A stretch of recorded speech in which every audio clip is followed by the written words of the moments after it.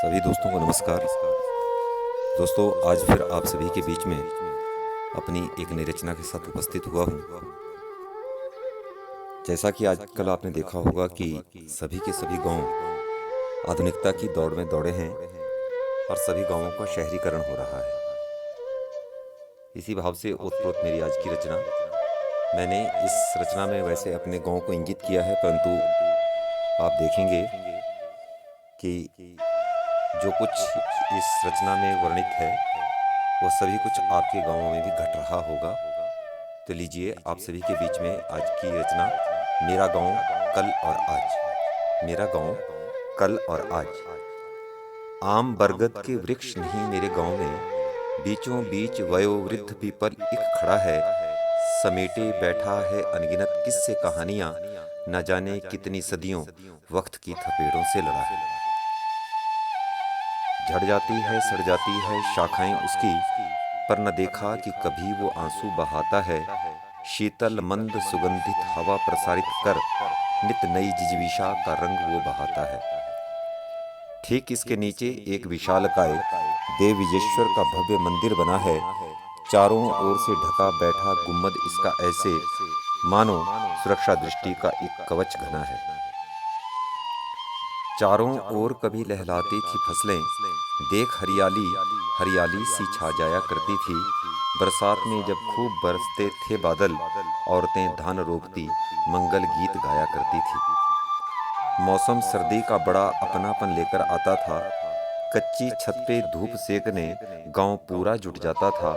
कभी गर्मा गर्म चाय की दावत होती सभी को, तो कभी खट्टा खाने घंटों तक कोई रुक जाता था।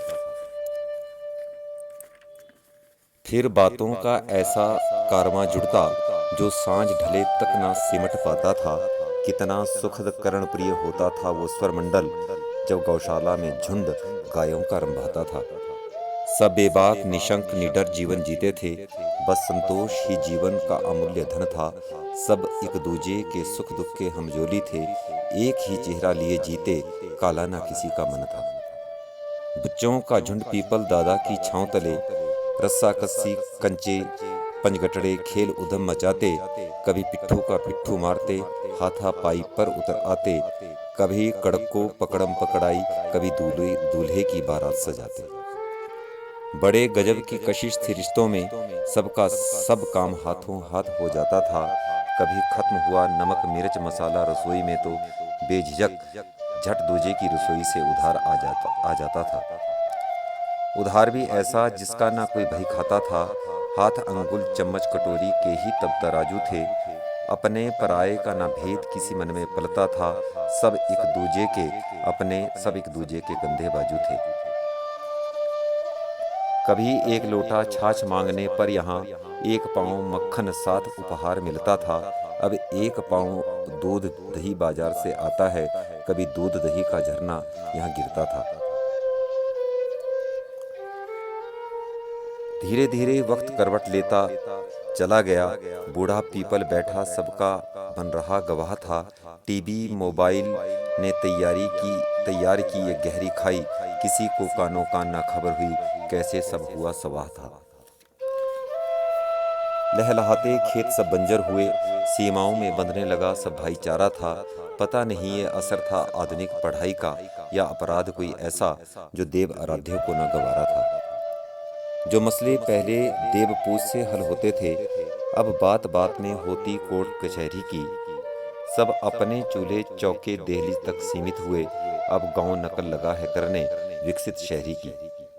अब ऑनलाइन गेम का सब खेल खेले, बच्चों का शोर धमा चौकड़ी सब गुम हुई। अब नहीं नहाता कोई मिट्टी और खुले पानी में, प्रतीक्षारत चौपालें भी सब की सब गुमसुम हुई। अब ना वक्त किसी के पास बतियाने का, मकान सब पक्के और रिश्ते सब कच्चे होते हैं। ऐसा कोई विशेष काम नहीं पर व्यस्तता जाहिर करते हैं। एक दूजे से सब ऐसे रूठे जैसे रूठे नादां बच्चे होते हैं।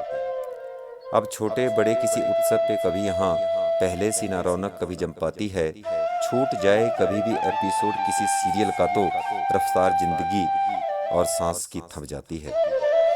देख ऐसी निष्ठुरता अपने प्रियजनों की, हृदय पीपल दादा का जार जार रोता है। सिसक सिसक कर पत्तियां हिलाता और विचारता, क्यों ये गांव मेरा अमूल्य पहचान अपनी खोता है। वो खुश है देख तरक्की अपने गांव की, पिता दादा बंसदा से उसने हमें जो सहेजा है। बस एक ही गिला, क्यों हमने आत्मीयता छोड़ी अपनी, देव क्यों संप्रभुता संभाव को विदेश यात्रा पर भेजा है, क्यों संप्रभुता संभाव को विदेश यात्रा